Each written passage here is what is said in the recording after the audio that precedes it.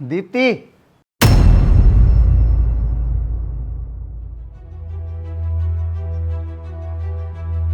जैसा आप सोच रहे हो वैसा कुछ नहीं है। मैंने पूछा तुझसे क्या सोच रहा हूँ, क्या समझ रहा हूँ, पूछा मैंने तुझसे। निकल निकल यहाँ से। बाय। बाय। शिवम, मेरी बात सुनो। दीप्ति, तुमने खाना बनाया? नहीं बनाया तो बना दो, मुझे बहुत तेज भूख लगी है। और हाँ, ये तुम्हारे लिए, पसंद आए तो रख लेना वरना वापस कर देना।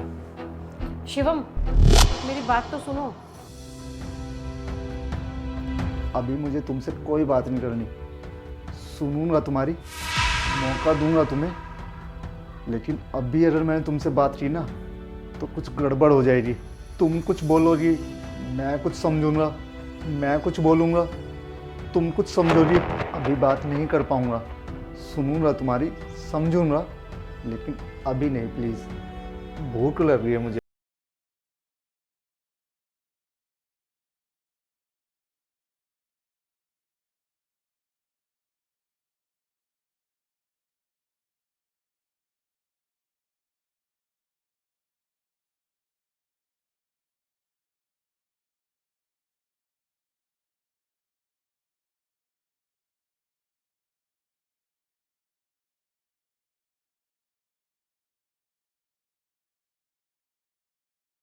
क्यों नहीं है? हो ना तुम मेरे दोस्त, मेरे हम सफर, मेरे पार्टनर, मेरे हमदम, सब कुछ तुम ही तो हो। कभी बेवफाई तो नहीं करोगी? सपने में भी नहीं, तुम्हारी थी और तुम्हारी ही रहूंगी। हाय, मैं कितनी लकी हूँ कि तुम मुझे इतना प्यार करते हो।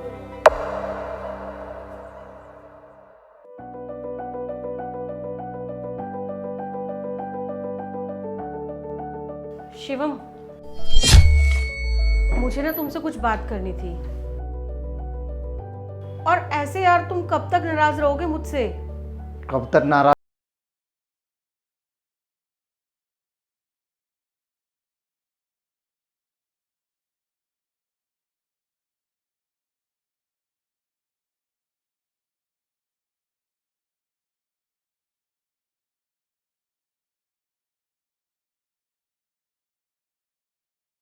भी मेरी वाइफ के साथ करते हैं बात करते हैं। मेरा उस कमरे में जाने का मन नहीं है। मुझे ना उस कमरे में ना नींद आती है ना सुकून मिलता है। करो बात। तुम मुझे एक बात बताओ, घर में ड्राइंग रूम किस लिए होते हैं? नहीं पता ना? मैं बताता हूँ। ड्राइंग रूम घर में इसलिए होते हैं ताकि बाहर का बंदा आए, पानी पिए, चाय पिए, बातचीत करे और बाहर से बाहर निकल जाए। वो घर में आया और सीधा बेडरूम। शिवम, तुम बिल्कुल गलत समझ रहे हो। ऐसा कुछ नहीं है अफेयर वफेयर जैसा। और हाँ, ना ही उसके और मेरे बीच में कुछ ऐसा वैसा हुआ है। शिवम वो मेरे ऑफिस का कलीग है और थोड़ा फ्रैंक ज्यादा है। मैंने उसे बोला भी था कि वो सोफे में बैठ के इंतजार करे, पर वो सीधा बेडरूम में ही आ गया। और हम बेडरूम से बाहर निकले तो तुमने हमें देख लिया और तुम्हें गलतफहमी हो गई। और फिर हम वहीं बैठ के बात करने लगे। शिवम, हम ना बस ऑफिस के बारे में ही बात कर रहे थे। दीप्ति, एक कमरे में क्या हुआ किसको समझाओगी तुम? तुम्हारा पति होने के बावजूद मैं खुद को नहीं समझा पा रहा हूं इतने दिनों से। मैंने तुम्हें 1000 बार बोला है कि एक बिंदु, औरत के दामन में अगर एक बिंदु भर भी दाग होता है वो बदनामी के इतने करीब ले जाता है कि उससे औरत का बाहर निकलना मुश्किल हो जाता है। सॉरी शिवम, मैं मानती हूँ कि मुझसे गलती हुई, पर मैं ऐसे उसे मना भी नहीं कर पाई। और तुम ये देखो ना यार, उसकी इंटेंशन भी तो गलत नहीं थी ना। तुम लड़कियों को हमेशा ऐसा क्यों लगता है कि तुम्हारे इंट्यूशन सही है, और ये तुम कैसे बोल सकती हो कि सामने वाले लड़के की इंटेंशन सही है? चलो चलो मान लेते हैं कि तुम लड़कियों के इंट्यूशन सही होते हैं, फिर तुम्हारे साथ गलत क्यों होता है? खैर छोड़ो इन बातों को, मैंने खुद को समझा लिया है दीप्ति, आगे से ऐसा कुछ नहीं होगा। शिवम, तुमने उस दिन मुझ पर गुस्सा क्यों नहीं किया?